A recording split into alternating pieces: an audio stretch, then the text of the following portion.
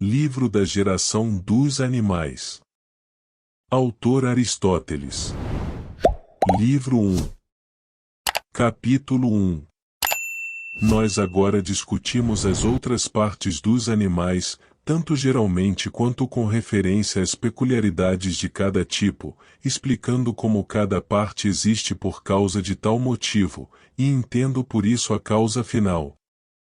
Existem 4 causas subjacentes a tudo. Do primeiro, a causa final, aquela para a qual uma coisa existe, e em segundo lugar, a causa formal, a definição de sua essência, e estas duas podemos considerar praticamente como uma e a mesma coisa, e em terceiro lugar, o material, e em quarto lugar, o princípio móvel ou causa eficiente. Já discutimos então as outras 3 causas, pois a definição e a causa final são as mesmas, e o material dos animais são suas partes do todo animal, as partes não homogêneas, destas, novamente, as homogêneas, e destas últimas os chamados elementos de toda a matéria. Resta falar sobre aquelas partes que contribuem para a geração de animais e das quais ainda não foi dito nada definitivo, e explicar qual é a causa móvel ou eficiente. Investigar esta última e investigar a geração de cada animal é de certa forma a mesma coisa, e, portanto, meu plano os uniu, organizando a discussão dessas partes por último, e o início da questão da geração ao lado delas. Agora, alguns animais surgem da união do macho e da fêmea, isto é, todos aqueles tipos de animais que possuem os 2 sexos. Isso não ocorre com todos eles, e embora nos sanguíneos, com poucas exceções, a criatura, quando seu crescimento está completo, seja o macho ou fêmea, e embora alguns animais sem sangue tenham sexos de modo que gerem descendentes do mesmo tipo, ainda assim outros animais sem sangue geram de fato, mas não descendentes do mesmo tipo, tais são todos aqueles que surgem não da união dos sexos, mas da terra em decomposição e excrementos. Falando de forma geral, se considerarmos todos os animais que mudam de localidade, alguns nadando, outros voando, outros andando, encontramos nesses os 2 sexos, não apenas nos sanguíneos, mas também em alguns dos animais sem sangue, e isso se aplica no caso destes às vezes a toda a classe, como os cefalópodes e crustáceos, mas na classe dos insetos apenas a maioria. Destes, todos os que são produzidos pela união de animais do mesmo tipo geram também após sua espécie, mas todos os que não são produzidos por animais, mas a partir de matéria em decomposição, geram de fato, mas produzem outro tipo, e a prole não é nem macho nem fêmea, tais são alguns dos insetos. Isso é o que poderia ser esperado, pois se aqueles animais que não são produzidos por pais tivessem se unido e produzido outros, então sua prole deveria ter sido ou semelhante ou diferente deles mesmos. Se semelhante, então seus pais também deveriam ter surgido da mesma maneira, e este é apenas um postulado razoável a fazer, pois é claramente o caso com outros animais. Se diferente, e ainda assim capaz de copular, então teria surgido novamente deles outro tipo de criatura e novamente outro a partir destes, e isso teria continuado até o infinito. Mas a natureza foge do infinito, pois o infinito é interminável ou imperfeito, e a natureza sempre busca um fim. Mas todas aquelas criaturas que não se movem, como os testáceos e os animais que vivem se agarrando a outra coisa, na medida em que sua natureza se assemelha à das plantas, não têm sexo assim como as plantas não têm, mas quando aplicado a eles, o termo é usado apenas em virtude de uma semelhança e analogia. Pois há uma leve distinção desse tipo, pois mesmo nas plantas encontramos na mesma espécie algumas árvores que dão frutos e outras que, embora não deem frutos por si mesmas, ainda contribuem para o amadurecimento dos frutos daquelas que dão, como no caso da figueira e da figueira do mato. O mesmo vale também para as plantas, algumas surgindo a partir de semente e outras, por assim dizer, pela ação espontânea da natureza, surgindo seja da decomposição da terra ou de algumas partes de outras plantas, pois algumas não são formadas por si próprias separadamente, mas são produzidas em outras árvores, como o visco. No entanto, as plantas devem ser investigadas separadamente. Capítulo 2. Da geração dos animais devemos falar conforme diversas questões surgem, em ordem no caso de cada uma, e devemos conectar nossa explicação com o que foi dito anteriormente. Pois, como dissemos acima, os princípios masculino e feminino podem ser colocados em primeiro lugar como origens da geração, o primeiro contendo a causa eficiente da geração e o último o material dela. A prova mais conclusiva disso é tirada ao considerarmos como e de onde vem o sêmen, pois não há dúvida de que é dele que são formadas as criaturas que são produzidas no curso normal da natureza, mas devemos observar cuidadosamente o modo como esse sêmen realmente é formado a partir do macho e da fêmea. Pois é justamente porque o sêmen é secretado dos dois sexos, a secreção ocorrendo neles e a partir deles, que eles são os primeiros princípios da geração. Pois, por um animal macho entendemos aquele que gera em outro, e por uma fêmea aquela que gera em si mesma, portanto, os homens aplicam esses termos também ao macrocosmo, nomeando a terra como mãe por ser feminina, mas dirigindo-se ao céu e ao sol e a outras entidades semelhantes como pais, por causarem a geração. Macho e fêmea diferem em sua essência por cada um ter uma capacidade ou faculdade separada, e anatomicamente por certas partes, essencialmente o macho é aquele que é capaz de gerar em outro. Como dito acima, a fêmea é aquela que é capaz de gerar em si mesma e da qual surge a prole previamente existente no progenitor.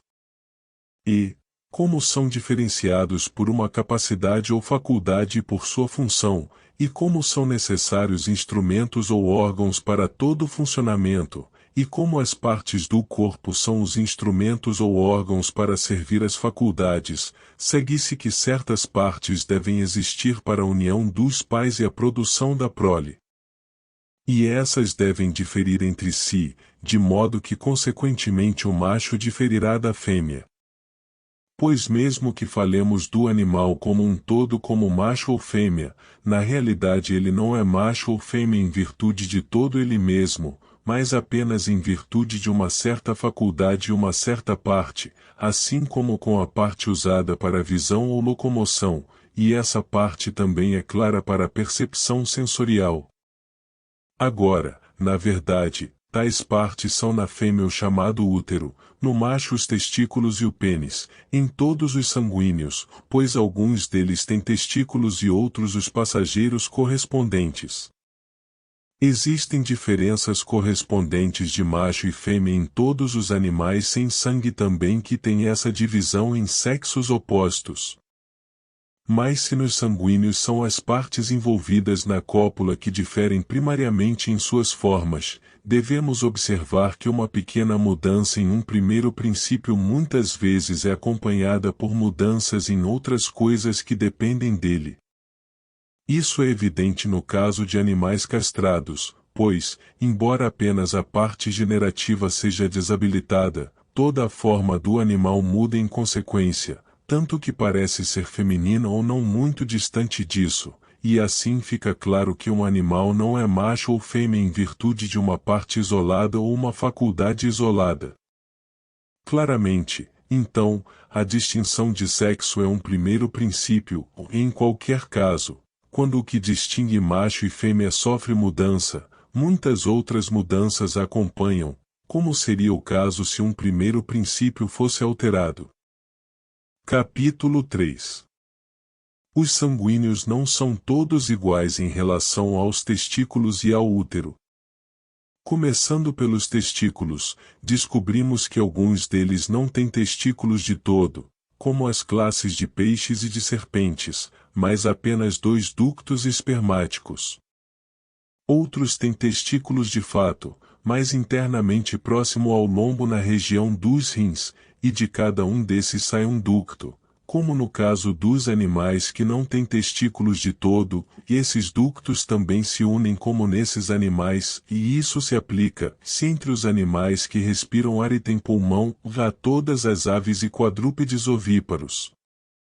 Pois todos esses têm seus testículos internos perto do lombo, e 2 ductos desses da mesma forma que as serpentes, quero dizer os lagartos e as tartarugas e todos os répteis escamosos. Mas todos os vivíparos têm seus testículos na frente, ou alguns deles dentro, no final do abdômen, como o golfinho, não com ductos, mas com um pênis projetando-se externamente deles, ou outros do lado de fora, ou pendentes como no homem ou em direção ao ânus como no porco. Eles foram discriminados com mais precisão nas investigações sobre os animais. O útero é sempre duplo, assim como os testículos são sempre 2 no macho. Ele está situado perto do pudendo, como nas mulheres, e todos aqueles animais que dão à luz vivos não apenas externamente, mas também internamente, e todos os peixes que colocam ovos externamente ou em direção ao hiposoma, como em todas as aves e em peixes vivíparos. O útero também é duplo nos crustáceos e nos cefalópodes, pois as membranas que incluem seus chamados ovos são da natureza de um útero. É particularmente difícil distinguir no caso dos polvos, de modo que parece ser único, mas a razão disso é que o volume do corpo é similar em todos os lugares.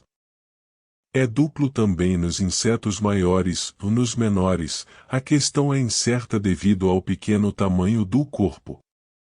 Tal é a descrição das partes mencionadas dos animais. Capítulo 4. No que diz respeito à diferença dos órgãos espermáticos nos machos, se quisermos investigar as causas de sua existência, devemos primeiro compreender a causa final dos testículos. Agora, se a natureza faz tudo seja porque é necessário ou porque é melhor assim, essa parte também deve ser por um desses 2 motivos. Mas que não é necessário para a geração é evidente, caso contrário, teria sido possuído por todas as criaturas que geram, mas como não é, nem as serpentes têm testículos, nem os peixes, pois eles foram vistos se unindo e com seus ductos cheios de sêmen. Resta então que deve ser porque de alguma forma é melhor assim. Agora, é verdade que o negócio da maioria dos animais, pode-se dizer, nada mais do que produzir jovens, como o negócio de uma planta é produzir semente e frutas. Mas ainda assim, no caso de nutrição, os animais com intestinos retos são mais violentos em seu desejo por comida, então aqueles que não têm testículos, mas apenas ductos, ou que os têm de fato, mas internamente, são todos mais rápidos em realizar a cópula. Mas aqueles que devem ser mais temperados em um caso não têm intestinos retos, e no outro têm seus ductos torcidos para impedir que seu desejo seja muito violento e apressado. É para isso que os testículos são projetados, pois eles tornam o movimento da secreção espermática mais estável, preservando o dobramento dos ductos nos vivíparos, como cavalos e similares, e no homem. Para detalhes, consulte as investigações sobre os animais. Pois os testículos não são parte dos ductos, mas apenas estão ligados a eles, como as mulheres prendem pedras ao tecer, se forem removidos, os ductos são puxados internamente, de modo que os animais castrados são incapazes de gerar, se não fossem puxados, seriam capazes. E antes já um touro montando imediatamente após a castração causou concepção na vaca porque os ductos ainda não haviam sido puxados. Nas aves e quadrúpedes ovíparos, os testículos recebem a secreção espermática, de modo que sua expulsão é mais lenta do que nos peixes. Isso é claro no caso das aves, pois seus testículos estão muito aumentados no momento da cópula. E todos aqueles que acasalam em uma estação do ano os têm tão pequenos quando isso passa que são quase indiscerníveis, mas durante a estação eles são muito grandes. Quando os testículos são internos, o ato da cópula é mais rápido do que quando são externos, pois mesmo neste último caso o sêmen não é emitido antes que os testículos sejam puxados para cima. Capítulo 5. Além disso, os quadrúpedes têm o órgão de cópula, pois é possível que eles o tenham, mas para aves e os animais sem patas não é possível, porque as primeiras têm as pernas sob o meio do abdômen e os últimos não têm pernas de todo. Ou agora, o pênis depende dessa região e está situado lá. Por isso também as pernas são tensas durante a relação sexual, tanto o pênis quanto as pernas sendo sinuosos. Portanto, como não é possível para eles terem esse órgão, eles devem necessariamente não ter testículos também, ou pelo menos não tê-los lá, como aqueles animais que têm tanto pênis quanto testículos os têm na mesma situação. Além disso, com esses animais, pelo menos aqueles que têm testículos externos, o sêmen é coletado antes da emissão, e a emissão ocorre devido ao aquecimento do pênis pelo movimento, ou não está pronto para emissão no contato imediato como em peixes. Todos os vivíparos têm seus testículos na frente, interna ou externamente, exceto o ouriço, ele sozinho os tem perto do lombo. Isso ocorre pelo mesmo motivo que com as aves, porque sua união deve ser rápida, pois o ouriço não monta nas costas da fêmea como os outros quadrúpedes, mas eles se conjugam de pé por causa de seus espinhos. Isso é o suficiente sobre os motivos pelos quais aqueles animais têm testículos que os têm, e porque às vezes são externos e às vezes internos. Capítulo 6. Todos os animais que não têm testículos são deficientes nessa parte, como foi dito, não porque é melhor ser assim, mas simplesmente por necessidade, e em segundo lugar porque é necessário que a cópula deles seja rápida. Tal é a natureza dos peixes e das serpentes. Os peixes copulam jogando-se ao lado das fêmeas e separando-se novamente rapidamente. Pois assim como os homens e todas essas criaturas devem prender a respiração antes de emitir o sêmen, os peixes nessas horas devem cessar de ingerir a água do mar e então perecem facilmente. Portanto, eles não devem amadurecer o sêmen durante a cópula, como fazem os animais terrestres vivíparos, mas eles o têm todo maduro antes do tempo, para não estar amadurecendo enquanto em contato, mas para emitir pronto para ser usado. Assim, eles não têm testículos, e os ductos são retos e simples. Há uma pequena parte semelhante a essa conectada aos testículos no sistema dos quadrúpedes, pois parte do ducto refletido é sanguíneo e parte não é. O fluido já é sêmen quando é recebido por e passa por esta última parte, de modo que uma vez que tenha chegado lá, é logo emitido também nesses quadrúpedes.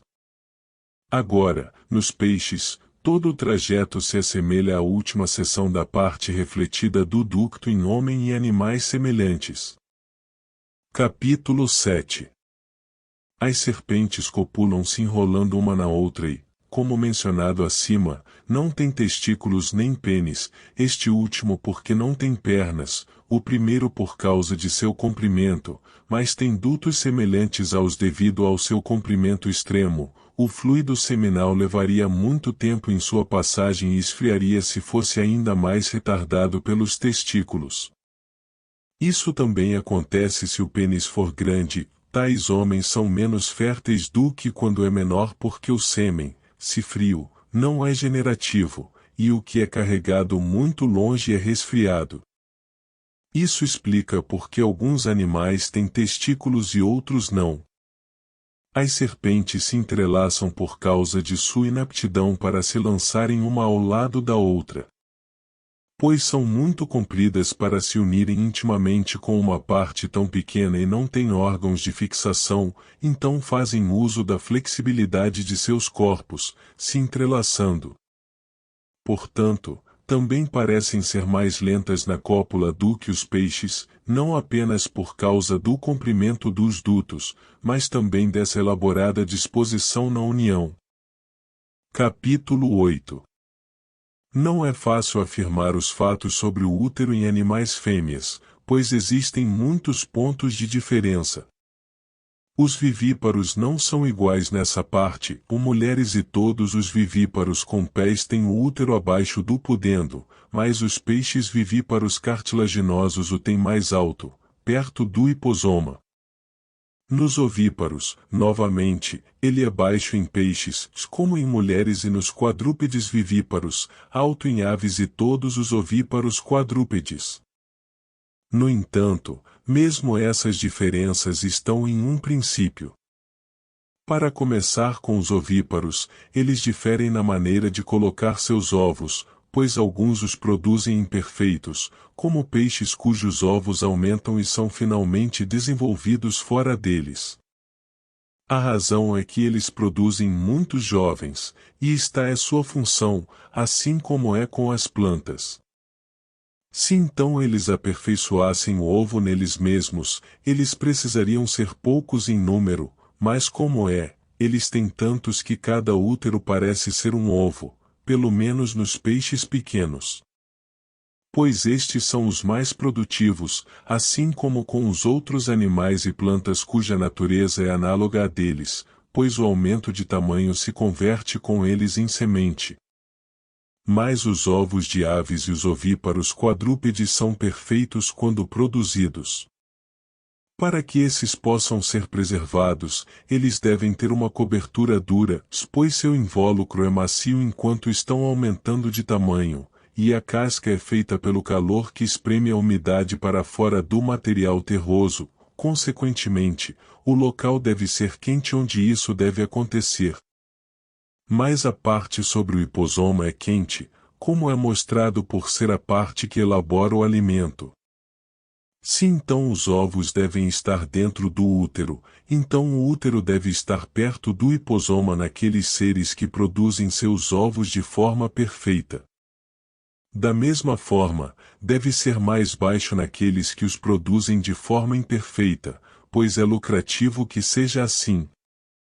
E é mais natural para o útero estar abaixo do que acima, quando a natureza não tem outro negócio em mãos para impedir isso, pois o fim é abaixo, e onde está o fim, está a função, e o próprio útero está naturalmente onde a função está. Capítulo 9. Encontramos diferenças nos vivíparos também quando comparados entre si.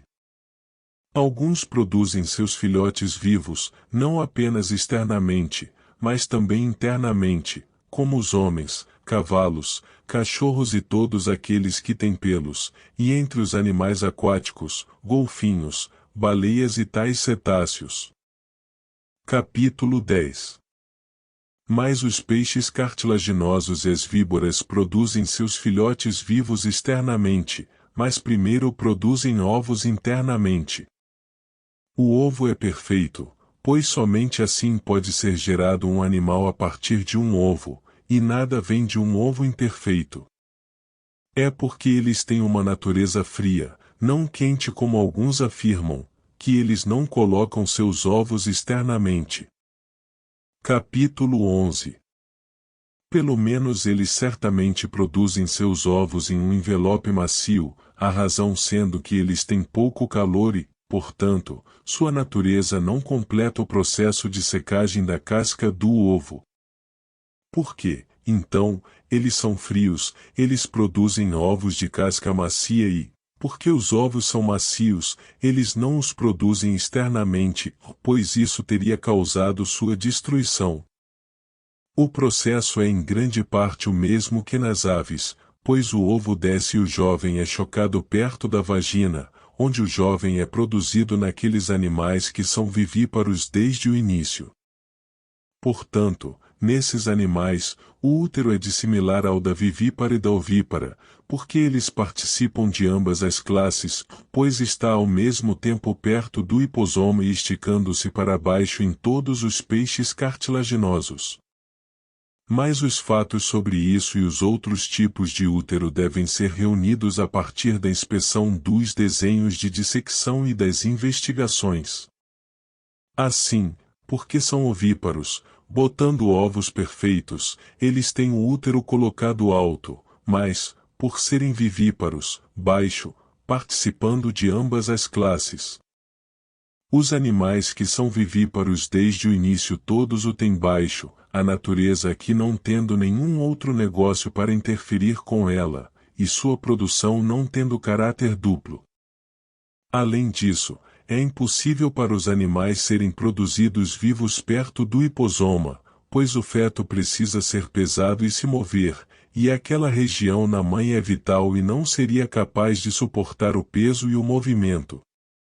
Terceiro, o parto seria difícil por causa do comprimento do caminho a ser percorrido, ou mesmo assim, há dificuldade com as mulheres se elas puxam o útero para cima no parto bocejando ou qualquer coisa do tipo, e mesmo vazio causa uma sensação de sufocação se movido para cima.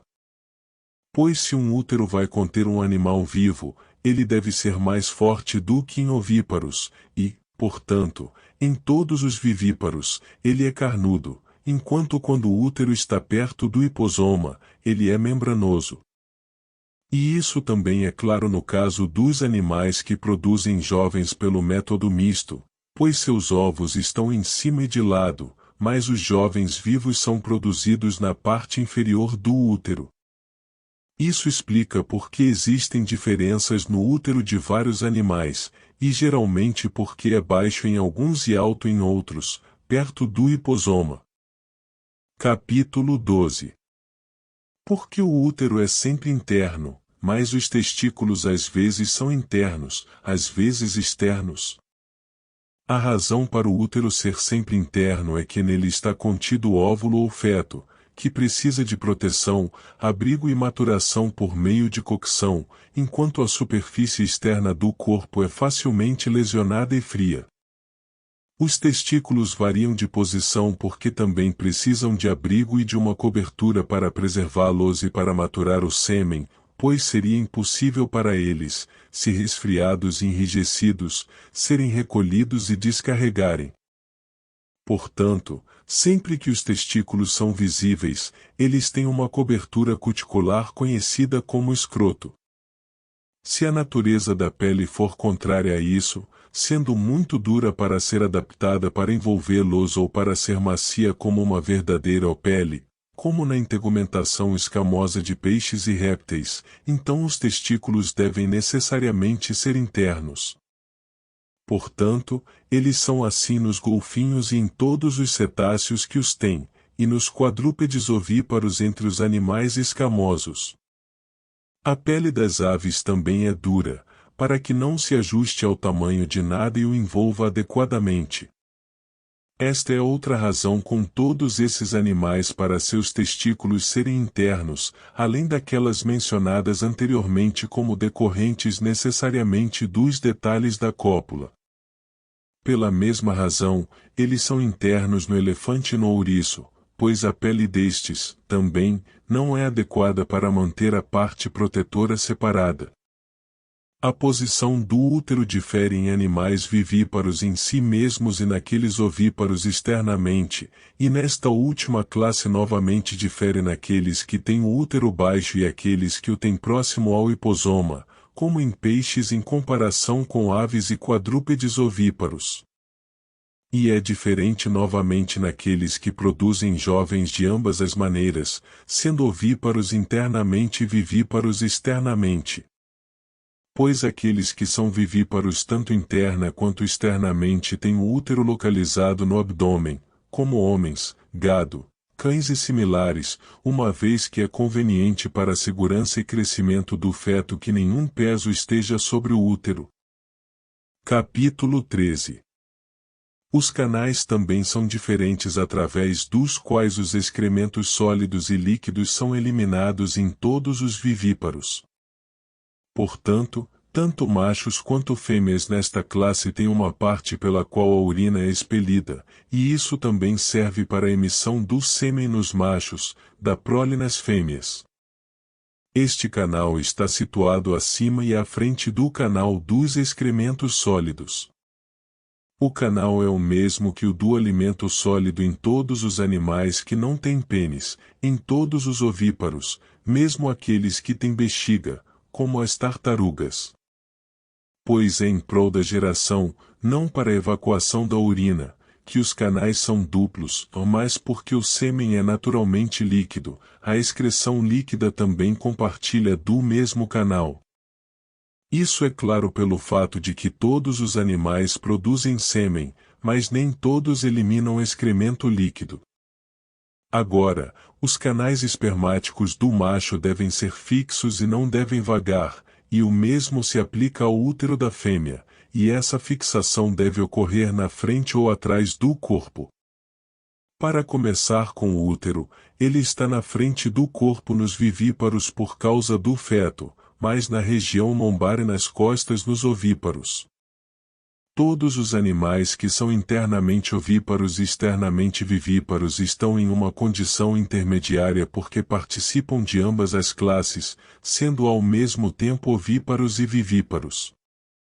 Pois a parte superior do útero, onde os ovos são produzidos, está sob o hiposoma pela região lombar e pelas costas, mas à medida que avança, fica abaixo no abdômen, pois é nessa parte que o animal é vivíparo. Nestes também o canal para excremento sólido e para a cópula é o mesmo, pois nenhum deles, como já foi dito, possui um pudendum separado. O mesmo se aplica aos canais no macho, quer tenham ou não testículos, como ao útero dos ovíparos. Pois em todos eles, não apenas nos ovíparos, os ductos aderem às costas e à região da coluna vertebral. Pois eles não devem vagar, mas serem fixados, e esse é o caráter da região das costas, que proporciona continuidade e estabilidade.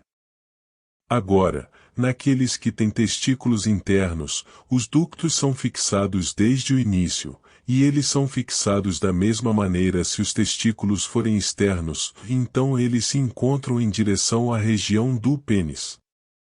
O mesmo se aplica aos ductos nos golfinhos, mas eles têm seus testículos escondidos sob a cavidade abdominal. Agora discutimos a situação das partes que contribuem para a geração e suas causas.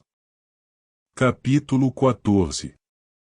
Os animais sem sangue não concordam nem com os sanguíneos nem entre si na maneira como os órgãos contribuem para a geração. Ainda restam 4 classes para lidar: primeiro os crustáceos, segundo os cefalópodes, terceiro os insetos e quarto os testáceos. Não podemos ter certeza sobre todos eles, mas é evidente que a maioria cópula, e de que maneira eles se unem deve ser afirmado mais tarde. Os crustáceos copulam como os quadrúpedes retromingentes, encaixando suas caudas uma na outra, uma supina e a outra pronada. Pois as abas presas aos lados da cauda sendo longas impedem que eles se unam com a barriga contra as costas. Os machos têm finos ductos espermáticos, as fêmeas um útero membranoso ao lado do intestino, fendido de cada lado, no qual o óvulo é produzido. Capítulo 15. Os cefalópodes se enroscam pela boca, empurrando um contra o outro e envolvendo seus braços. Essa atitude é necessária, porque a natureza dobrou para trás o final do intestino e o trouxe perto da boca, como já foi dito antes no tratado sobre as partes dos animais. A fêmea tem uma parte correspondente ao útero, claramente visível em cada um desses animais, pois contém um óvulo que a princípio é indivisível aos olhos, mas depois se divide em muitos. Cada um desses ovos é imperfeito quando depositado, como nos peixes ovíparos. Nos cefalópodes, como também nos crustáceos, o mesmo canal serve para expelir o excremento e leva a parte semelhante a um útero, pois o macho descarrega o fluido seminal por este canal.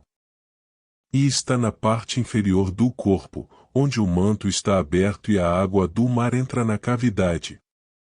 Daí a união do macho com a fêmea ocorre neste ponto, pois é necessário, se o macho descarregar tanto sêmen quanto uma parte de si mesmo ou qualquer outra força, que ele se una a ela no canal uterino. Mas a inserção, no caso dos pólipos, do braço do macho no funil da fêmea, pelo qual os pescadores dizem que o macho cópula com ela, é apenas para fins de fixação, e não é um órgão útil para geração, pois está fora do canal no macho e de fato fora do corpo do macho completamente. Às vezes, também, os cefalópodes se unem com o macho montando nas costas da fêmea, mas se é para geração ou para alguma outra causa ainda não foi observado. Capítulo 16. Alguns insetos copulam e a prole é produzida a partir de animais do mesmo nome, assim como nos sanguíneos, tais são os gafanhotos, cigarras, aranhas, vespas e formigas. Outros se unem de fato e geram, mas o resultado não é uma criatura do mesmo tipo, mas apenas um escólex, e esses insetos não surgem de animais, mas de matéria em decomposição, líquida ou sólida, tais são pulgas, moscas e cantarídeos. Outros novamente não são produzidos a partir de animais nem se unem entre si, tais são os mosquitos, conópio e muitos tipos similares. Na maioria daqueles que se unem, a fêmea é maior que o macho. Os machos não parecem ter canais espermáticos. Na maioria dos casos, o macho não insere nenhuma parte na fêmea, mas a fêmea de baixo para cima no macho, e isso foi observado em muitos casos, assim como o macho montando a fêmea, o oposto em poucos casos, mas as observações ainda não são abrangentes o suficiente para nos permitir fazer uma distinção de classes. E geralmente é regra na maioria dos peixes ovíparos e quadrúpedes ovíparos que a fêmea seja maior que o macho, porque isso é conveniente em vista do aumento de volume na concepção devido aos ovos. Na fêmea, a parte análoga ao útero é fendida e se estende ao longo do intestino, como nos outros animais, e nisso são produzidos os resultados da concepção. Isso é claro em gafanhotos e todos os outros grandes insetos cuja natureza é se unir, a maioria dos insetos é pequena demais para ser observada nesse aspecto. Tal é o caráter dos órgãos genitais em animais que não foram mencionados antes. Agora resta falar das partes homogêneas envolvidas, o fluido seminal e o leite. Vamos tratar primeiro do primeiro e depois do leite. Capítulo 17. Alguns animais manifestamente emitem sêmen, como todos os sanguíneos, mas se os insetos e cefalópodes também o fazem é incerto. Portanto, esta é uma questão a ser considerada, e se todos os machos o fazem ou não, e se não todos, porque alguns o fazem e outros não, e se a fêmea também contribui com algum sêmen ou não, e, se não é sêmen, se ela também não contribui com mais nada, ou se ela contribui com algo mais que não seja sêmen.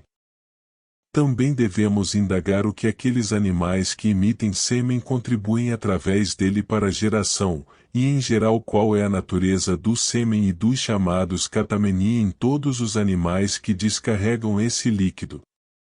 Agora, pensa-se que todos os animais são gerados a partir do sêmen, e que o sêmen vem dos pais. Portanto, faz parte da mesma investigação perguntar se tanto o macho quanto a fêmea o produzem ou apenas um deles, e perguntar se ele vem de todo o corpo ou não de todo, pois se o último for verdadeiro, é razoável supor que não venha de ambos os pais também. Consequentemente, uma vez que alguns afirmam que ele vem de todo o corpo, devemos investigar essa questão primeiro. As provas das quais se pode argumentar que o sêmen vem de cada parte do corpo podem ser reduzidas a 4. Primeiramente, a intensidade do prazer do coito, pois o mesmo estado de sentimento é mais agradável se multiplicado, e aquilo que afeta todas as partes é multiplicado em comparação com aquilo que afeta apenas uma ou algumas. Em segundo lugar, o suposto fato de que mutilações são herdadas, pois argumentam que, como o pai é deficiente nesta parte, o sêmen não vem daí, e o resultado é que a parte correspondente não é formada na prole. Em terceiro lugar, as semelhanças com os pais, pois os filhos nascem como eles, parte por parte, assim como em todo o corpo, se, então, a vinda do sêmen de todo o corpo é a causa da semelhança do todo, então as partes seriam semelhantes porque ele vem de cada uma das partes. Em quarto lugar, pareceria razoável dizer que assim como alguma primeira coisa da qual o todo surge, assim também é com cada uma das partes, e portanto se o sêmen ou a semente é a causa do todo, então cada uma das partes teria uma semente peculiar a si mesma. E essas opiniões são plausivelmente apoiadas por evidências como o fato de que as crianças nascem com uma semelhança com seus pais, não apenas em características congênitas, mas também em características adquiridas, pois antes, quando os pais tinham cicatrizes, os filhos nasciam com uma marca no formato da cicatriz no mesmo lugar. E houve um caso em Calcedonia onde o pai tinha uma marca no braço e a letra estava marcada na criança, apenas confusa e não claramente articulada. Essa é praticamente a evidência em que alguns acreditam que o sêmen vem de todo o corpo. Capítulo 18. Ao examinar a questão, no entanto, parece mais provável o oposto, pois não é difícil refutar os argumentos acima e a visão envolve impossibilidades. Primeiro, então, a semelhança das crianças com os pais não é prova de que o sêmen vem de todo o corpo, porque a semelhança é encontrada também na voz, unhas, cabelos e maneira de se mover, dos quais nada vem. E os homens geram antes mesmo de terem certos caracteres, como barba ou cabelo grisalho. Além disso, as crianças se parecem com seus antepassados mais remotos, de quem nada veio, pois as semelhanças se repetem em intervalos de muitas gerações, como no caso da mulher em Elísio que teve relações com o etíope, sua filha não era uma etíope, mas o filho dessa filha era. A mesma coisa se aplica também às plantas, pois é claro que se essa teoria fosse verdadeira, a semente viria de todas as partes das plantas também, mas muitas vezes uma planta não possui uma parte, e outra parte pode ser removida, e uma terceira cresce depois. Além disso, a semente não vem do pericarpo, e ainda assim este também se forma com a mesma forma que na planta progenitora. Também podemos perguntar se o sêmen vem apenas de cada uma das partes homogêneas, como carne, osso e tendão, ou também das heterogêneas, como rosto e mãos. Pois se apenas das primeiras, objetamos que a semelhança existe mais nas partes heterogêneas, como rosto, mãos e pés, se então não é porque o sêmen vem de todas as partes que as crianças se parecem com seus pais nessas partes, o que impede que as partes homogêneas também sejam semelhantes por algum outro motivo que não este? Se o sêmen vem apenas das partes heterogêneas, então ele não vem de todas as partes, mas é mais adequado que venha das partes homogêneas, pois elas são anteriores às heterogêneas que são compostas por elas, e assim como as crianças nascem parecidas com seus pais em rosto e mãos, assim também são, necessariamente, em carne e unhas. Se o sêmen vem de ambas, qual seria o modo de geração? Pois as partes heterogêneas são compostas das homogêneas, de modo que vir das primeiras seria vir das últimas e de sua composição. Para tornar isso mais claro com uma ilustração, pegue um nome escrito, se algo viesse de todo ele, seria de cada uma das sílabas, e se delas, das letras e sua composição. Então, se realmente carne e ossos são compostos de fogo e os elementos semelhantes, o sêmen viria mais dos elementos do que qualquer outra coisa, pois como pode vir de sua composição? No entanto, sem essa composição não haveria semelhança. Se novamente algo cria essa composição mais tarde, seria isso que seria a causa da semelhança, não a vinda do sêmen de todas as partes do corpo. Além disso, se as partes do futuro animal estão separadas no sêmen, como elas vivem? E se estão conectadas, formariam um pequeno animal. E quanto às partes geradoras? Pois o que vem do macho não é semelhante ao que vem da fêmea. Novamente, se o sêmen vem de todas as partes de ambos os pais da mesma forma, o resultado são dois animais, pois a prole terá todas as partes de ambos. Portanto, Empédocles parece dizer o que concorda bastante com essa visão, se adotarmos, até certo ponto, mas está errado se pensarmos de outra forma. O que ele diz concorda com isso quando declara que há uma espécie de contagem no macho e na fêmea, e que toda a prole não vem de nenhum dos dois, mas a moda dos membros é separada, alguns no homem. Pois por que a fêmea não gera a partir de si mesma se o sêmen vem de todas as partes da mesma forma e ela tem um receptáculo pronto no útero? Mas, parece, ou não vem de todas as partes, ou se vem, é do jeito que Empédocles diz, não vindo as mesmas partes de cada progenitor, o que é porque eles precisam de intercurso entre si. No entanto, isso também é impossível, tanto quanto é impossível para as partes, quando totalmente crescidas, sobreviverem e terem vida nelas quando arrancadas, como Empédocles conta sobre a criação de animais, no tempo do seu reino do amor, diz ele, muitas cabeças brotaram sem pescoços, e mais tarde essas partes isoladas se combinaram em animais. Agora, que isso é impossível é claro, pois nem as partes separadas seriam capazes de sobreviver sem ter alguma alma ou vida nelas, nem se fossem seres vivos, por assim dizer, várias delas poderiam se combinar para se tornarem um animal novamente. No entanto, aqueles que dizem que o sêmen vem de todo o corpo realmente têm que falar assim, e como aconteceu então na terra durante o reino do amor, assim acontece segundo eles no corpo. Agora, é impossível que as partes se unam quando entram em ser e devem vir de diferentes partes do progenitor, se encontrando em um só lugar.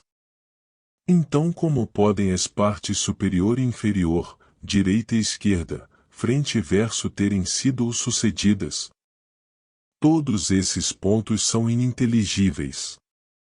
Além disso, algumas partes são distinguíveis por possuírem uma faculdade, outras por estarem em certos estados ou condições, as heterogêneas, como língua e mão, pela faculdade de fazer algo, as homogêneas pela dureza e maciez e os outros estados semelhantes. Sangue, então, não será sangue, nem carne, em qualquer e todo estado. É claro, então, que aquilo que vem de qualquer parte, como sangue de sangue ou carne de carne, não será idêntico àquela parte. Mas se é algo diferente de onde vem o sangue da prole, o vindo do sêmen de todas as partes não será a causa da semelhança, como é defendido pelos defensores dessa teoria. Pois se o sangue é formado a partir de algo que não é sangue, é suficiente que o sêmen venha de uma parte apenas, pois por que não todas as outras partes da prole, bem como o sangue, serem formadas a partir de uma parte do progenitor? Na verdade, essa teoria parece ser a mesma que a de Anaxágoras, que nenhuma das partes homogêneas entra em ser, exceto que esses teóricos assumem, no caso da geração de animais, o que ele assumiu do universo. Então, novamente, como essas partes que vieram de todo o corpo do progenitor serão aumentadas ou crescerão? É verdade que Anaxágoras diz plausivelmente que partículas de carne da comida são adicionadas à carne. Mas se não dissermos isso, e enquanto dizemos que o sêmen vem de todas as partes do corpo, como o feto se tornará maior pela adição de algo mais se aquilo que é adicionado permanecer inalterado? Mas se aquilo que é adicionado pode mudar, então por que não dizer que o sêmen desde o começo é de tal tipo que sangue e carne podem ser feitos dele, em vez de dizer que ele próprio é sangue e carne? Nem há qualquer outra alternativa, pois certamente não podemos dizer que ele é aumentado posteriormente por um processo de mistura, como o vinho quando água é despejada nele. Pois neste caso cada elemento da mistura seria ele próprio a princípio enquanto ainda não misturado, mas o fato é que carne e osso e cada uma das outras partes são assim mais tarde. E dizer que alguma parte do sêmen é tendão e osso é completamente acima de nós, como se diz. Além de tudo isso, há uma dificuldade se o sexo é determinado na concepção, como diz Empédocles, é derramado em vasos limpos, ou alguns se tornam femininos, se caem em algo frio. De qualquer forma, é evidente que tanto homens quanto mulheres mudam não apenas de inférteis para férteis, mas também de gerar descendência feminina para gerar descendência masculina, o que parece indicar que a causa não está no sêmen vindo de todo o progenitor ou não, mas na proporção ou desproporção mútua daquilo que vem da mulher e do homem, ou em algo desse tipo. Está claro, então, se devemos considerar isso como sendo assim, que o sexo feminino não é determinado pelo sêmen vindo de alguma parte específica, e consequentemente também não é a parte sexual especial assim determinada, se realmente o mesmo sêmen pode se tornar criança tanto masculina quanto feminina, o que mostra que a parte sexual não existe no sêmen. Por quê, então, deveríamos afirmar isso dessa parte mais do que de outras? Pois se o sêmen não vem dessa parte, o útero, a mesma explicação pode ser dada para as outras. Mais uma vez, algumas criaturas surgem nem de pais do mesmo tipo nem de pais de tipos diferentes, como moscas e os vários tipos do que são chamados de pulgas, destas são produzidos animais de fato, mas não neste caso de natureza similar, mas uma espécie de Scolex. É evidente neste caso que os jovens de um tipo diferente não são produzidos pelo sêmen vindo de todas as partes do progenitor, pois então se pareceriam com eles, se de fato a semelhança é um sinal de que vem de todas as partes. Além disso, mesmo entre os animais, alguns produzem muitos jovens de uma única coito, e algo assim é universal entre as plantas, pois é evidente que elas produzem toda a fruta de uma estação inteira a partir de um único movimento. E ainda assim como isso seria possível se o sêmen fosse secretado de todo o corpo? Pois de uma única coito e uma única segregação do sêmen espalhado por todo o corpo só pode resultar uma única secreção. Também não é possível que ele seja separado no útero, pois isso não seria mais apenas uma separação de sêmen, mas, por assim dizer, um rompimento de uma nova planta ou animal. Novamente, os cortes de uma planta geram sementes, claramente, portanto, mesmo antes de serem cortados da planta progenitora, eles produziam seu fruto apenas a partir de sua própria massa, e a semente não vinha de toda a planta. Mas a maior prova de todas é derivada de observações que estabelecemos suficientemente sobre insetos. Pois, se não em todos, pelo menos na maioria destes, a fêmea, no ato da cópula, insere uma parte de si mesma no macho. Isso, como dissemos antes, é a maneira como eles copulam, pois as fêmeas manifestamente inserem isso de baixo para cima nos machos, não em todos os casos, mas na maioria daqueles observados. Portanto, parece claro que, quando os machos emitem sêmen, então também a causa da geração não é sua origem em todo o corpo, mas algo mais que deve ser investigado posteriormente. Pois mesmo que fosse verdade que ele vem de todo o corpo, como dizem, eles não deveriam afirmar que vem de todas as partes dele, mas apenas da parte criativa, do artífice, por assim dizer, e não do material em que ele trabalha. Em vez disso, eles falam como se alguém dissesse que o sêmen vem dos sapatos, pois, em geral, se um filho é como seu pai, os sapatos que ele usa são como os sapatos de seu pai. Quanto à veemência do prazer no ato sexual, não é porque o sêmen vem de todo o corpo, mas porque é um atrito forte. Por isso, se esse ato sexual for repetido com frequência, o prazer é diminuído nas pessoas envolvidas. Além disso, o prazer está no final do ato, mas deveria, na teoria, estar em cada uma das partes, e não ao mesmo tempo, mas mais cedo em algumas e mais tarde em outras. Se jovens mutilados nascem de pais mutilados, é pela mesma razão que eles são como eles. E os jovens de pais mutilados nem sempre são mutilados, assim como nem sempre são como seus pais. A causa disso deve ser investigada posteriormente, pois esse problema é o mesmo que aquele. Novamente, se a fêmea não produz sêmen, é razoável supor que ele não vem de todo o corpo do macho também. Inversamente, se não vem de todo o macho, não é irracional supor que não vem da fêmea, mas que a fêmea é a causa da geração de alguma outra forma.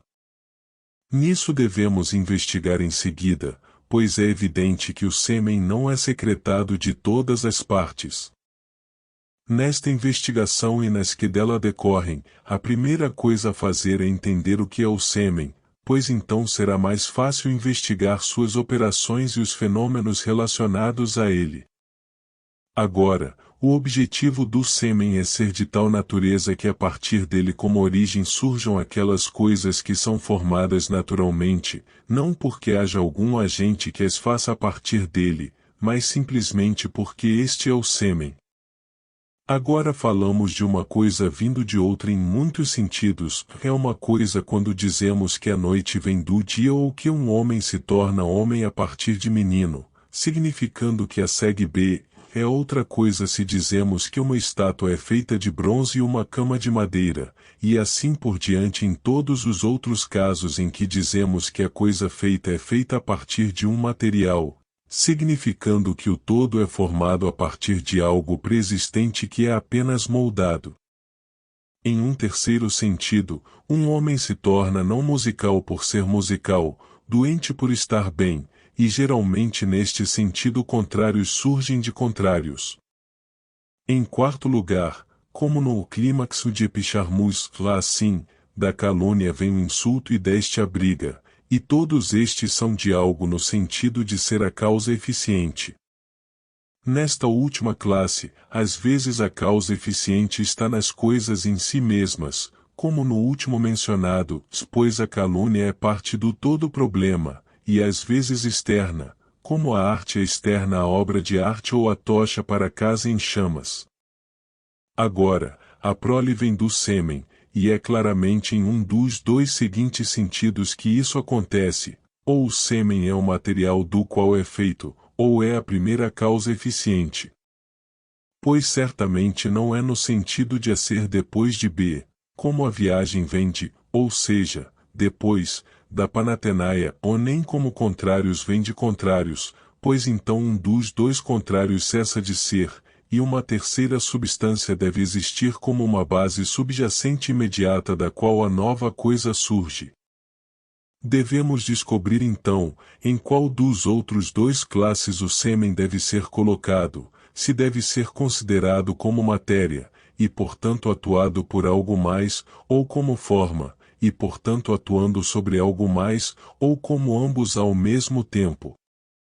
Pois talvez ao mesmo tempo vejamos claramente também como todos os produtos do sêmen surgem de contrários, já que surgir de contrários também é um processo natural, pois alguns animais o fazem, ou seja, a partir de macho e fêmea, outros de apenas um dos pais, como é o caso das plantas e todos aqueles animais em que macho e fêmea não são diferenciados separadamente. Agora, o que vem do progenitor gerador é chamado de fluido seminal, sendo aquilo que primeiro tem nele um princípio de geração. No caso de todos os animais cuja natureza é unir-se, o sêmen é aquele que tem nele os princípios de ambos os pais unidos, como a primeira mistura que surge da união de macho e fêmea, seja um feto ou um óvulo, pois estes já têm neles aquilo que vem de ambos. Sêmen, ou semente, e grão diferem apenas no fato de um ser mais cedo e o outro mais tarde, o grão no fato de vir de algo mais, ou seja, a semente, e a semente no fato de que algo mais, o grão, vem dela, pois ambos são realmente a mesma coisa. Precisamos retomar a questão sobre qual é a natureza primária do que é chamado de sêmen. Necessariamente, tudo o que encontramos no corpo pode ser ou uma das partes naturais, seja homogênea ou heterogênea, ou os dois, uma parte não natural, como um crescimento, ou os três, uma secreção ou excreção, ou os quatro, um produto de resíduo, ou os cinco, um alimento. Por secreção ou excreção, quero dizer o resíduo do alimento, por produto de resíduo, aquilo que é liberado dos tecidos por uma decomposição não natural. Agora, que o sêmen não pode ser uma parte do corpo é evidente, pois é homogêneo, e a partir do homogêneo nada é composto, por exemplo, apenas de nervo ou apenas de carne, ou nem é separado como todas as outras partes. Mas também não é contrário à natureza nenhum defeito, pois existe em todos da mesma forma, e o desenvolvimento do jovem animal vem dele. O alimento, novamente, é claramente introduzido de fora. Resta, então, que deve ser ou um produto de resíduo ou uma secreção ou excreção.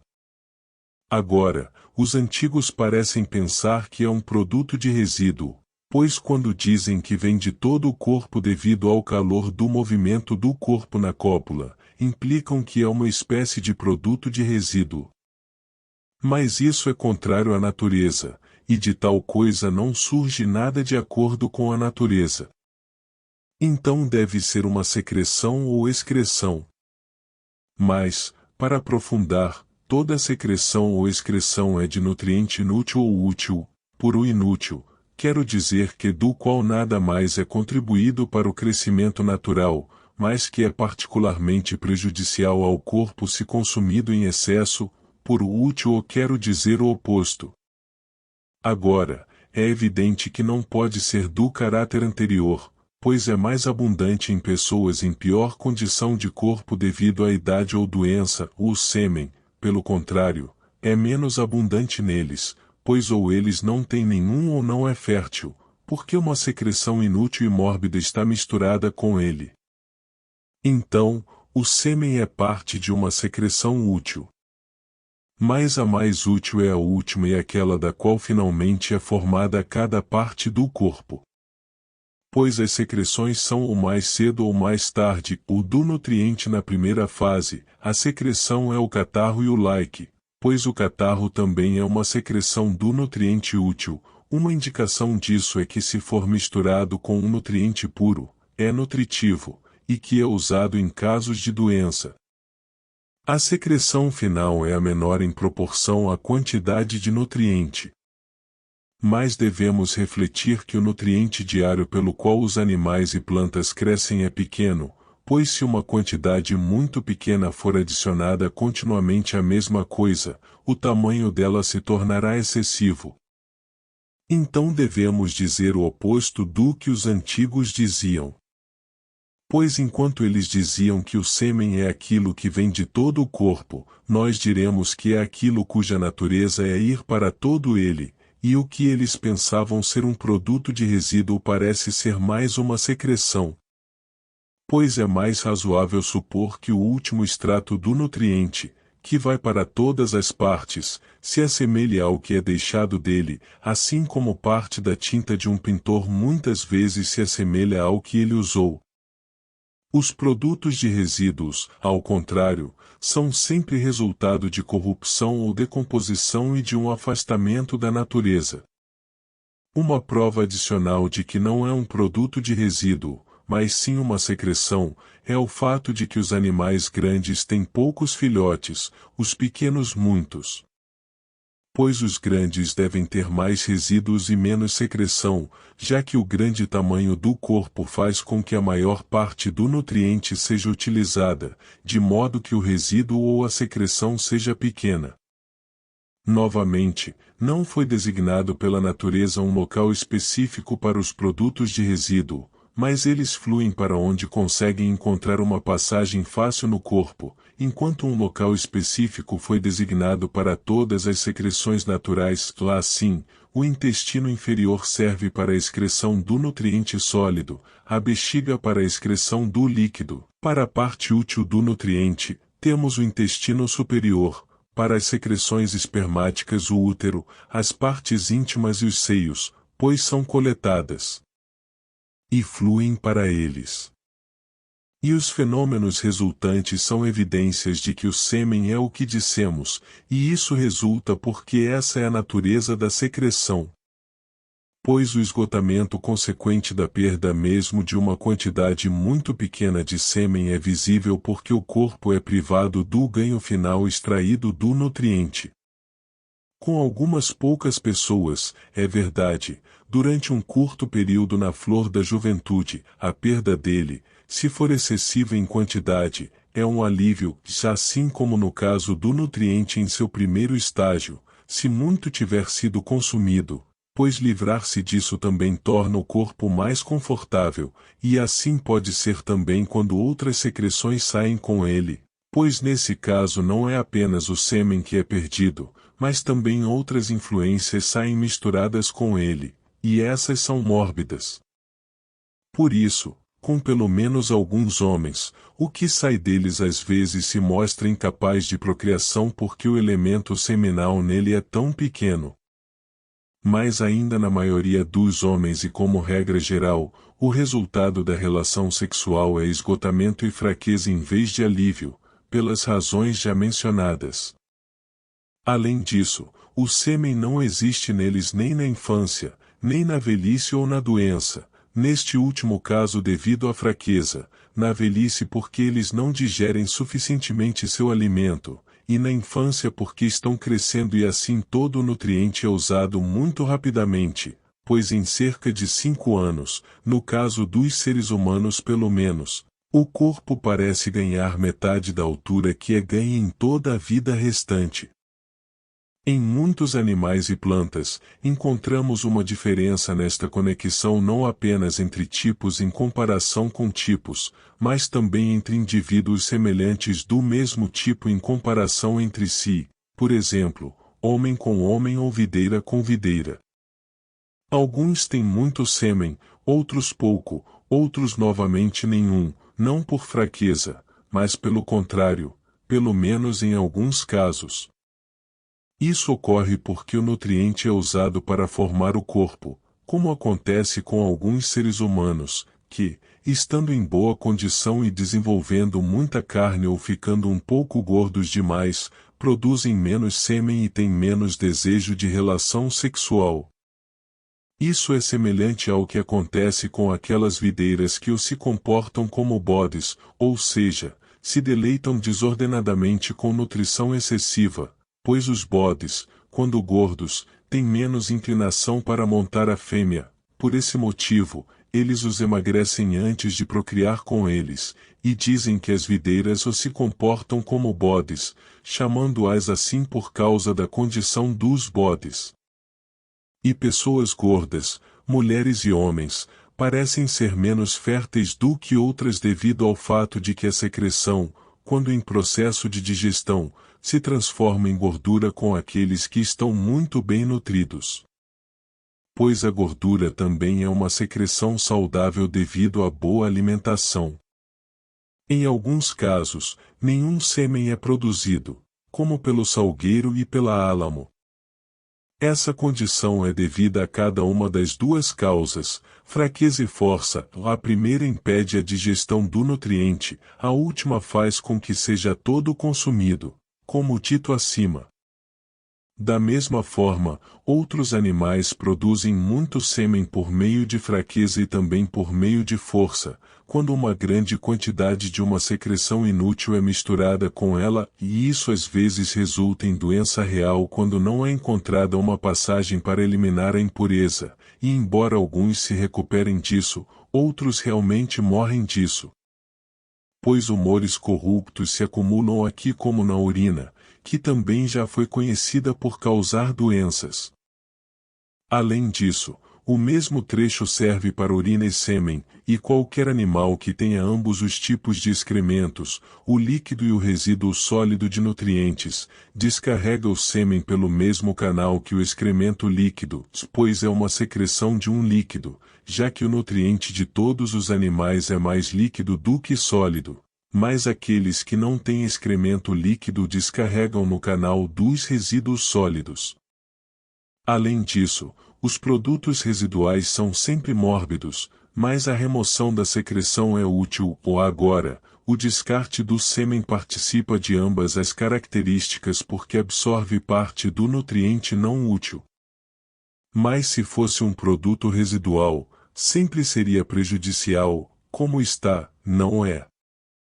Pelo que foi dito, é claro que o sêmen é uma secreção de nutriente útil, e isso em sua última etapa, quer seja produzido por todos ou não. Capítulo 19.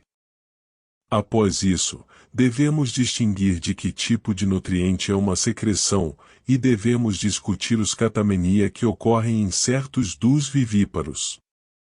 Pois assim deixaremos claro, se a fêmea também produz sêmen como o macho e o feto é uma única mistura de dois sêmenes, ou se nenhuma secreção é produzida pela fêmea, e, 2, se ela não contribui com mais nada para a geração além de fornecer apenas um receptáculo, ou se ela contribui com algo, e, se sim, como e de que maneira ela o faz.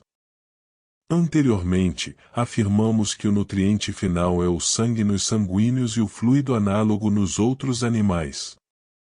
Uma vez que o sêmen também é uma secreção do nutriente, e isso em seu estágio final, segue-se que ele será o sangue ou algo análogo ao sangue, ou 2, algo formado a partir disso. Mas, uma vez que é do sangue, quando elaborado e de alguma forma dividido, que cada parte do corpo é feita, e uma vez que o sêmen, se corretamente elaborado, é completamente de um caráter diferente do sangue quando é separado dele, mas se não estiver corretamente elaborado, foi sabido em alguns casos resultar em uma condição sanguinolenta se alguém se forçar a coito com muita frequência. Portanto, é evidente que o sêmen será uma secreção do nutriente quando reduzido ao sangue, sendo aquele que é finalmente distribuído para as partes do corpo. E esta é a razão pela qual ele tem tanto poder, pois a perda do sangue puro e saudável é algo exaustivo, por essa razão também é natural que a prole se assemelhe aos pais, pois o que vai para todas as partes do corpo se assemelha ao que sobra. Portanto, o sêmen que irá formar a mão ou o rosto ou todo o animal já é a mão ou o rosto ou todo o animal indiferenciado, e o que cada um deles é na realidade é potencialmente o sêmen, seja em virtude de sua própria massa ou porque tem um certo poder em si mesmo. Menciono essas alternativas aqui porque ainda não deixamos claro a partir das distinções feitas até agora se é a matéria do sêmen que é a causa da geração, ou se ele possui nele alguma faculdade e causa eficiente disso, pois a mão também ou qualquer outra parte do corpo não é mão ou outra parte no verdadeiro sentido se estiver sem alma ou algum outro poder, mas é apenas chamada pelo mesmo nome que a mão viva. Sobre este assunto, então, pode-se afirmar muito. Mas, uma vez que é necessário, que o animal mais fraco também tenha uma secreção maior em quantidade e menos elaborada, e 2, que, sendo de tal natureza, seja uma massa de líquido sanguíneo, e 3, uma vez que aquilo que a natureza dota com uma porção menor de calor é mais fraco, e 4, uma vez que já foi declarado que tal é o caráter da fêmea. Reunindo todas essas considerações, vemos que a matéria sanguínea descarregada pela fêmea também é uma secreção. E tal é a descarga dos chamados catamenia. É evidente, então, que os catamenia são uma secreção, e que são análogos às secreções nas fêmeas aos do sêmen nos machos. As circunstâncias relacionadas a eles são evidências de que essa visão está correta. pois o sêmen começa a aparecer nos machos e a ser emitido na mesma época da vida em que os catamenia começam a fluir nas fêmeas, e que mudam sua voz e seus seios começam a se desenvolver. Da mesma forma, na decadência da vida, o poder generativo falha em um sexo e os catamenia no outro. Os seguintes sinais também indicam que essa descarga nas fêmeas é uma secreção. Em geral, as mulheres não sofrem de hemorroidas nem de sangramento no nariz nem de nada semelhante, exceto quando os catamenia estão cessando, e se algo desse tipo ocorre, o fluxo é interferido porque a descarga é desviada para ele. Além disso, os vasos sanguíneos das mulheres se destacam menos do que os dos homens, e as mulheres são mais arredondadas e lisas porque a secreção que nos homens vai para esses vasos é drenada junto com os catamenia.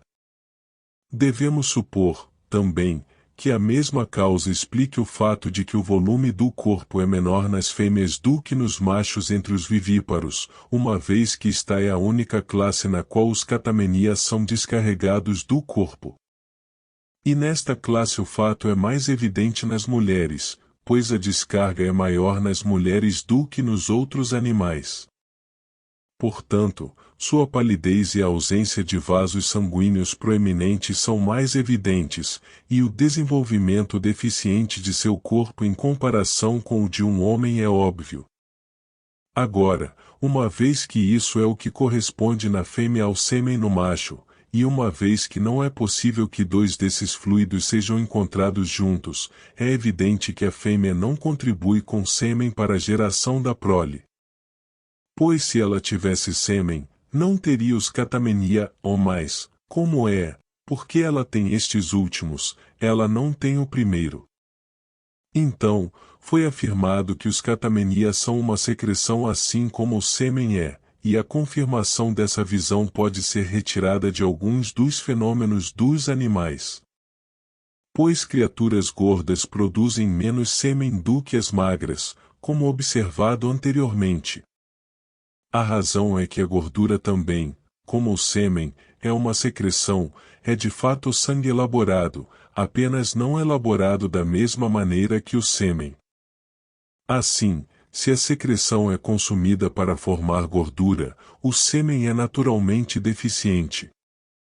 E assim entre os animais sem sangue, os cefalópodes e crustáceos estão em melhor condição por volta do tempo de produção de ovos, pois, porque são desprovidos de sangue nenhuma gordura é formada neles, o que é análogo à gordura neles é, nessa estação, desviado para formar a secreção espermática. E uma prova de que a fêmea não emite um sêmen similar ao do macho, e que a prole não é formada por uma mistura de ambos, como alguns afirmam, é que frequentemente a fêmea concebe sem a sensação de prazer no ato sexual, e se novamente o prazer é experimentado por ela não menos do que pelo macho e os dois sexos alcançam seu objetivo juntos, ainda assim frequentemente não há concepção a menos que o líquido do chamado catamenia esteja presente em proporção correta. Portanto, a fêmea não produz descendentes se os catamenia estiverem totalmente ausentes, nem frequentemente quando, estando presentes, o fluxo ainda continua, ou mais ela o faz após a purgação. Pois, em um caso, ela não tem o nutriente ou material a partir do qual o feto pode ser formado pelo poder proveniente do macho e inerente ao sêmen, e no outro é lavado com os catamenia devido à sua abundância. Mas quando após sua ocorrência a maior parte foi evacuada, o restante é formado em um feto.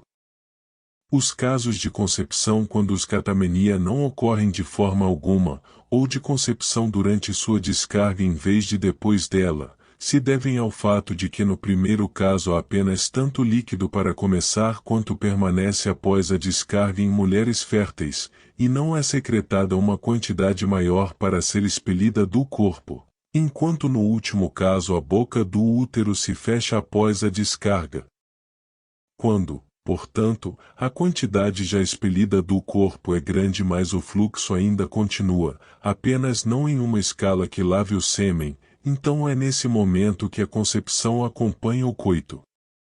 Não é de todo estranho que os catamenia ainda continuem após a concepção, pois mesmo depois dela eles recorrem até certo ponto, mas são escassos e não duram durante todo o período de gestação. No entanto, isso é um fenômeno mórbido. Por isso é encontrado apenas em alguns casos e então raramente, enquanto é o que acontece como uma coisa regular que está de acordo com a natureza.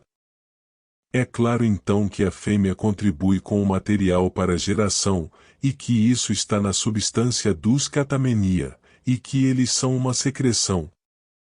Capítulo 20. Alguns pensam que a fêmea contribui com sêmen na cópula porque o prazer que ela experimenta às vezes é semelhante ao do macho, e também é acompanhado por uma secreção líquida. Mas essa secreção não é seminal, é meramente própria da parte envolvida em cada caso, pois há uma secreção do útero que ocorre em algumas mulheres, mas não em outras. É encontrada naquelas que têm pele clara e um tipo geralmente feminino, mas não naquelas que têm pele escura e uma aparência masculina. A quantidade dessa secreção, quando ocorre, às vezes é em uma escala diferente da emissão de sêmen e a supera em muito. Além disso, diferentes tipos de alimentos causam uma grande diferença na quantidade dessas secreções. Por exemplo, alguns alimentos fortemente aromatizados fazem com que elas aumentem consideravelmente. E quanto ao prazer que acompanha a cópula, é devido à emissão não apenas de sêmen, mas também de um espírito, cujo encontro precede a emissão. Isso é evidente no caso de meninos que ainda não são capazes de emitir sêmen, mas estão perto da idade adequada, e de homens impotentes, pois todos esses são capazes de prazer por atrito. E aqueles que foram lesionados nos órgãos genitais às vezes sofrem de diarreia porque a secreção, que eles não são capazes de elaborar e transformar em sêmen, é desviada para o intestino. Agora, um menino é como uma mulher em forma, e a mulher é como que um macho impotente, pois é por meio de uma certa incapacidade que a fêmea é fêmea, sendo incapaz de elaborar o nutriente em sua última fase em sêmen, se isso é o sangue ou o que é análogo a ele em animais que são sem sangue devido ao frio de sua natureza. Como então a diarreia é causada nos intestinos pela insuficiente elaboração do sangue, assim são causadas nos vasos sanguíneos todas as secreções de sangue, incluindo a dos catamenia, pois esta também é uma secreção desse tipo, apenas é natural enquanto as outras são mórbidas. Assim, fica claro que é razoável supor que a geração vem disso. Pois os catamenia são sêmen não em estado puro, mas necessitam de elaboração, como na formação de frutas o nutriente está presente, quando ainda não está totalmente filtrado, mas precisa de elaboração para purificá-lo. Assim, os catamenia causam a mistura com o sêmen, como esse nutriente impuro nas plantas é nutritivo quando misturado com nutriente puro. E um sinal de que a fêmea não emite sêmen é o fato de que o prazer da cópula é causado pelo toque na mesma região da fêmea e do macho, e ainda assim não é dali que esse fluxo procede.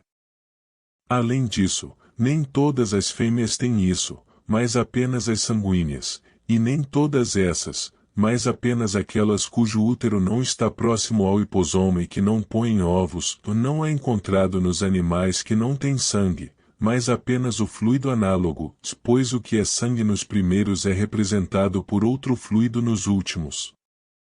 A razão pela qual nem os últimos nem as sanguíneas mencionadas, ou seja, aquelas cujo útero é baixo e que não põem ovos, têm essa efusão é a secura de seus corpos, e isso permite apenas que pouco material seja secretado, apenas o suficiente para a geração, mas não o suficiente para ser eliminado do corpo. Todos os animais que são vivíparos sem produzir ovos primeiro, tais como o homem e todos os quadrúpedes que dobram as patas traseiras para fora, pois todos esses são vivíparos sem produzir ovos, ou todos esses têm os catamenia, a menos que sejam defeituosos no desenvolvimento como mula, apenas o fluxo não é abundante como nas mulheres.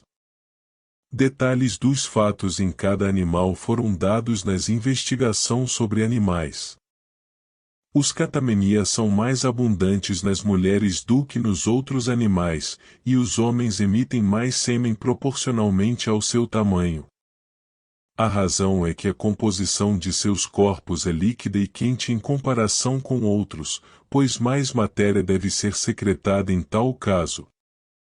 Além disso, o homem não tem partes em seu corpo para onde a matéria excedente é desviada nos outros animais, pois ele não tem uma grande quantidade de cabelo em proporção ao seu corpo, nem crescimentos ósseos, chifres e dentes.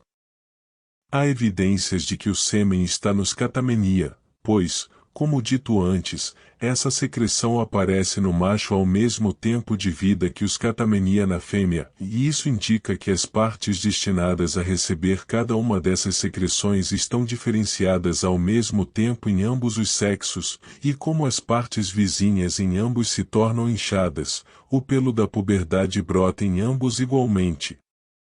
À medida que as partes em questão estão prestes a se diferenciar, elas são distendidas pelo espírito, e isso é mais claro nos machos nos testículos, mas também aparece em torno dos seios, nas fêmeas, é mais marcado nos seios, pois é quando eles se erguem 2 dedos que os catamenias geralmente começam. Agora, em todos os seres vivos nos quais o macho e a fêmea não estão separados, o sêmen, ou semente, é uma espécie de embrião, por embrião, quero dizer a primeira mistura de macho e fêmea, portanto, de um sêmen vem um corpo, por exemplo, um talo de trigo de um grão, como um animal de um ovo, pois ovos gêmeos são realmente 2 ovos.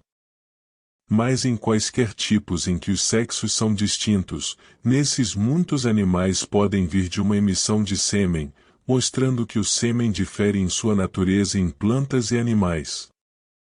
Uma prova disso é que animais que podem gerar mais de um jovem de uma vez o fazem em consequência de apenas uma cópula.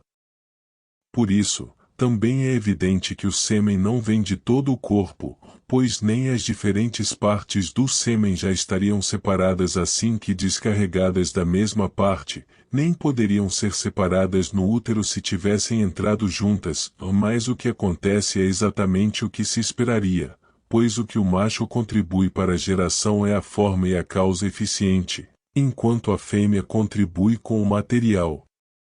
Na verdade, como na coagulação do leite, sendo o leite um material, o suco de figo ou coalho é o que contém o princípio da coagulação, assim age a secreção do macho, sendo dividida em partes na fêmea. Porque às vezes é dividido em mais ou menos partes, e às vezes não dividido de todo, será objeto de outra discussão. Mas porque não difere em espécie, pelo menos isso não importa, mas o que importa é apenas que cada parte corresponda ao material, não sendo nem muito pouco para elaborá-lo e fixá-lo em forma, nem muito para secá-lo, ou então ele gera uma quantidade de descendentes. Mas deste primeiro sêmen formativo, se permanecer único e não for dividido, apenas um jovem surge. Isso significa que a fêmea não contribui com sêmen para a geração, mas contribui com algo, e que isso é a matéria dos catamenia, ou aquilo que é análogo a ele em animais sem sangue, é claro a partir do que foi dito, e também de uma análise geral e abstrata da questão. Pois deve haver algo que gere algo de onde ele gera, mesmo que sejam um só, ainda assim devem ser distintos em forma e sua essência deve ser diferente, e nos animais que têm esses poderes separados em 2 sexos, o corpo e a natureza do sexo ativo e do sexo passivo também devem diferir. Se, então, o macho representa o efetivo e ativo, e a fêmea, considerada como fêmea, o passivo, segue-se que o que a fêmea contribuiria para o sêmen do macho não seria sêmen, mas material para o sêmen trabalhar. Isso é exatamente o que encontramos ser o caso, pois os catamenia têm em sua natureza uma afinidade com a matéria primordial. Capítulo 21. Isso encerra a discussão dessa questão. Ao mesmo tempo, a resposta para a próxima pergunta que temos que investigar fica clara a partir dessas considerações, quero dizer, como é que o macho contribui para a geração e como é que o sêmen do macho é a causa da prole. Ele existe no corpo do embrião como parte dele desde o início, misturando-se com o material que vem da fêmea? Ou o sêmen não comunica nada ao corpo material do embrião, mas apenas ao poder e movimento nele? Pois esse poder é o que age e cria, enquanto o que é feito e recebe a forma é o resíduo da secreção na fêmea. Agora, a última alternativa parece ser a correta tanto a priori quanto à luz dos fatos. Pois, se considerarmos a questão em termos gerais, descobrimos que, sempre que uma coisa é feita a partir de duas das quais uma é ativa e a outra passiva, o agente ativo não existe naquilo que é feito, e, de forma mais geral, o mesmo se aplica quando uma coisa se move e outra é movida, a coisa em movimento não existe naquilo que é movido.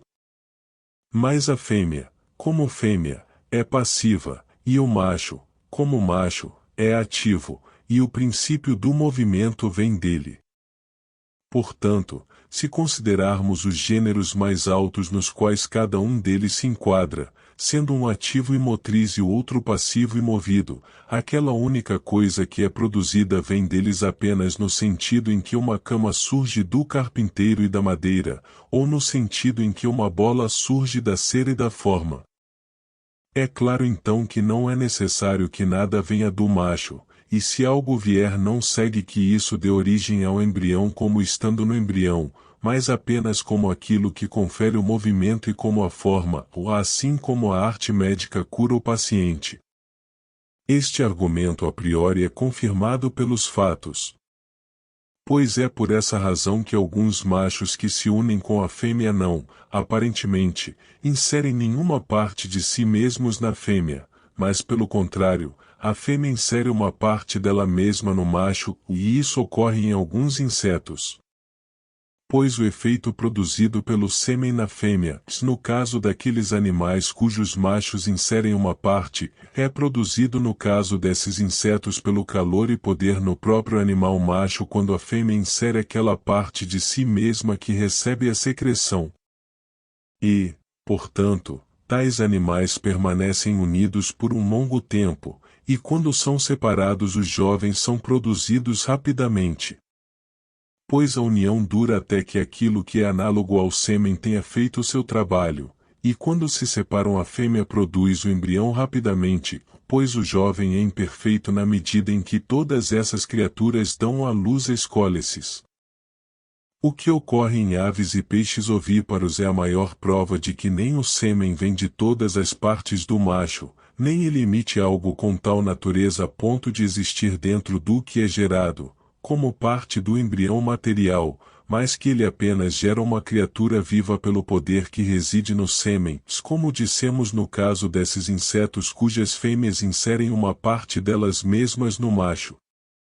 Pois se uma ave fêmea está em processo de produzir ovos de vento e é então fecundada pelo galo antes do ovo começar a clarear e enquanto ainda está todo amarelo, então eles se tornam férteis em vez de serem ovos de vento.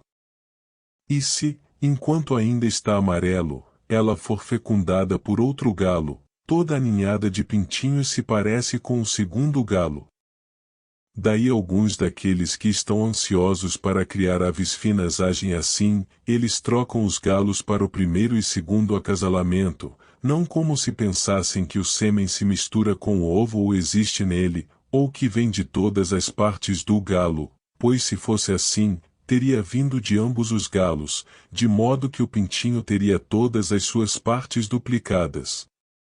Mas é pela sua força que o sêmen do macho confere uma certa qualidade ao material e ao nutriente na fêmea, pois o segundo sêmen adicionado ao primeiro pode produzir esse efeito por meio do calor e da concoção, assim como o ovo adquire nutriente enquanto está crescendo.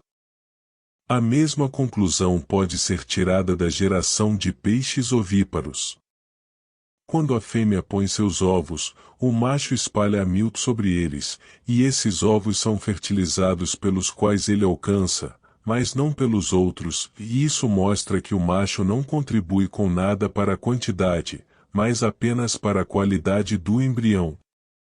Do que foi dito, é evidente que o sêmen não vem de todo o corpo do macho naqueles animais que o emitem, e que a contribuição da fêmea para o produto generativo não é a mesma que a do macho, mas o macho contribui com o princípio do movimento e a fêmea com o material. Por isso, a fêmea não produz descendência por si só, pois ela precisa de um princípio, ou seja, algo para iniciar o movimento no embrião e para definir a forma que ele assumirá. No entanto, em alguns animais, como aves, a natureza da fêmea sem assistência pode gerar até certo ponto, pois elas formam algo, apenas incompleto. Refiro-me aos chamados ovos de vento. Capítulo 22. Por essa mesma razão, o desenvolvimento do embrião ocorre na fêmea, ou nem o próprio macho nem a fêmea emitem sêmen para o macho, mas a fêmea recebe dentro de si a parcela contribuída por ambos, porque na fêmea está o material a partir do qual é feito o produto resultante. Não apenas a massa de material deve existir lá a partir da qual o embrião é formado inicialmente, mas também deve ser constantemente adicionado material para que ele aumente de tamanho. Portanto, o nascimento deve ocorrer na fêmea. Pois o carpinteiro deve manter uma conexão próxima com sua madeira e o oleiro com sua argila, e, de maneira geral, toda a obra e o movimento final imposto à matéria devem estar conectados com o material em questão, como, por exemplo, a arquitetura está nos edifícios que ela constrói. A partir dessas considerações, também podemos entender como o macho contribui para a geração.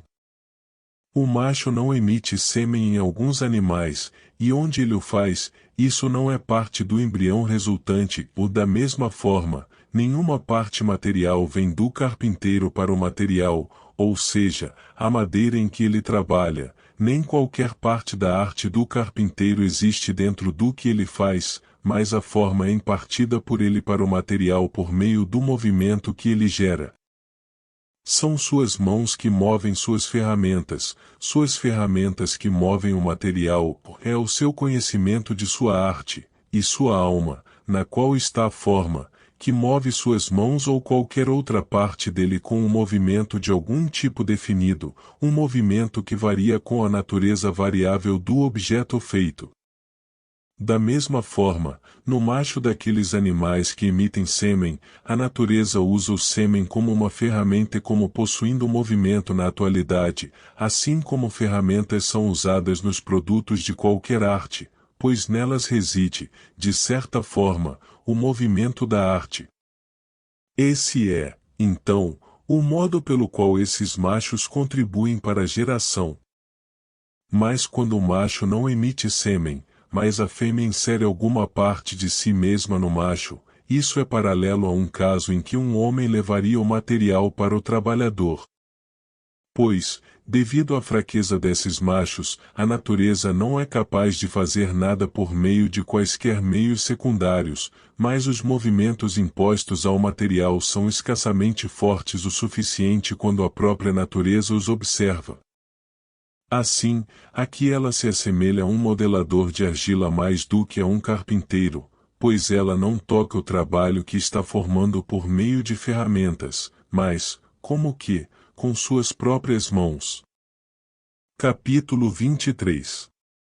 Em todos os animais que podem se mover, os sexos são separados, um indivíduo sendo macho e outro fêmea, embora ambos sejam da mesma espécie, como no caso do homem e do cavalo.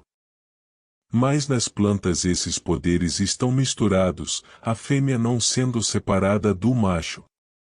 Portanto, elas geram a partir de si mesmas e não emitem sêmen, mas produzem um embrião, o que é chamado de semente.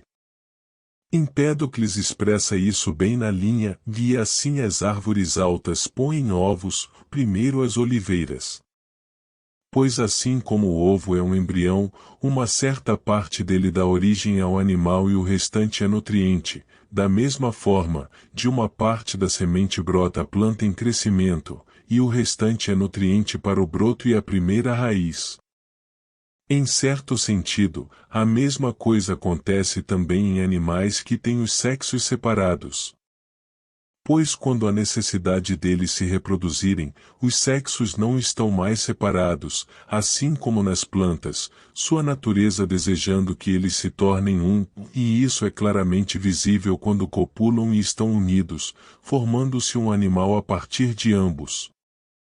É característica daquelas criaturas que não emitem sêmen permanecerem unidas por muito tempo até que o elemento masculino forme o embrião, como acontece com aqueles insetos que copulam. As outras permanecem assim apenas até que o macho tenha descarregado das partes de si mesmo introduzidas algo que formará o embrião em um período mais longo, como entre os sanguíneos. Pois os primeiros permanecem emparelhados por parte de um dia, enquanto o sêmen forma o embrião em vários dias. E depois de emitirem isso, cessam sua união. E os animais parecem literalmente ser como plantas divididas, como se alguém os separasse e dividisse, quando eles geram semente, em o macho e a fêmea existentes neles. Em tudo isso, a natureza age como um artífice inteligente. Pois a essência das plantas não pertence a outra função ou atividade senão a produção de semente, uma vez que isso é realizado pela união de macho e fêmea, a natureza os misturou e os colocou juntos nas plantas, de modo que os sexos não são divididos nelas. No entanto, as plantas foram investigadas em outro lugar. Mas a função do animal não é apenas gerar, o que é comum a todos os seres vivos, mas todos eles participam também de uma espécie de conhecimento, alguns mais e outros menos, e alguns muito pouco mesmo. Pois eles têm a percepção sensorial, e isso é uma espécie de conhecimento. Se considerarmos o valor disso, descobrimos que é de grande importância em comparação com a classe de objetos inanimados, mas de pouco valor em comparação com o uso do intelecto. Pois contra este último, a mera participação no tato e no paladar parece ser praticamente nada, mas ao lado da insensibilidade absoluta parece excelente, pois pareceria um tesouro adquirir mesmo esse tipo de conhecimento em vez de jazer em um estado de morte e não existência. Agora, é pela percepção sensorial que um animal difere dos organismos que têm apenas vida. Mais uma vez que, se é um animal vivo, também deve viver, portanto, quando é necessário para ele realizar a função daquele que tem vida, ele se une e copula, tornando-se como uma planta, como já dissemos antes. Os animais testáceos, sendo intermediários entre animais e plantas, não desempenham a função de nenhuma das classes, pertencendo a ambas. Como plantas, eles não têm sexos, e um não gera no outro. Como animais, eles não geram frutos de si mesmos como as plantas, mas são formados e gerados a partir de uma concreção líquida e terrosa. No entanto, devemos falar mais tarde sobre a geração desses animais. Parabéns por chegar até o final deste audiolivro. Nós gostaríamos que você compartilhasse o seu saber conosco, escrevendo nos comentários do vídeo sobre os assuntos abordados no livro, para podermos debater ideias, insights e sugestões. Se você gostou do livro, deixe seu like e inscreva-se no nosso canal para não perder nenhum audiolivro. Obrigado por fazer parte da nossa comunidade.